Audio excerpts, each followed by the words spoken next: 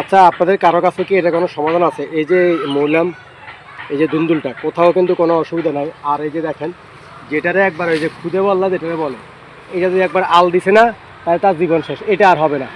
এই যে এদিকে দেখেন, এটা আর হবে না। এই যে এটা আর হবে না। আর এই যে এখানে যতগুলো দেখেন, এই যে এগুলা, এটা কিন্তু ঠিক আছে। তো এরকম যদি হইতো তাইলে এখানে হয়তো 5 কেজির উপরে হইতো। কারণ এই যে দেখেন, এগুলি দেখেন, এই যে এগুলো কিন্তু আমি তুলে ফেলছি। এটার মধ্যে যে খুদে বল্লা আল দিছে, এই যে আল দিছে।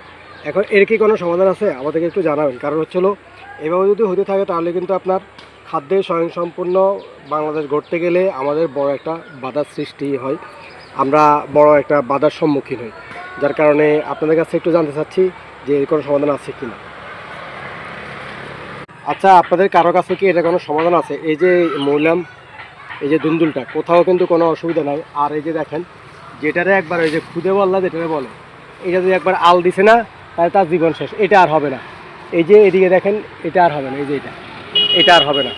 আর এই যে এখানে যতগুলো দেখেন, এই যে এগুলা, এটা কিন্তু ঠিক আছে। তো এরকম যদি হইতো তাইলে এখানে হয়তো 5 কেজির উপরে হইতো। কারণ এই যে দেখেন, এগুলি দেখেন, এই যে এগুলো কিন্তু আমি তুলে ফেলছি। এটার মধ্যে যে খুদে বল্লা আল দিছে, এই যে আল দিছে।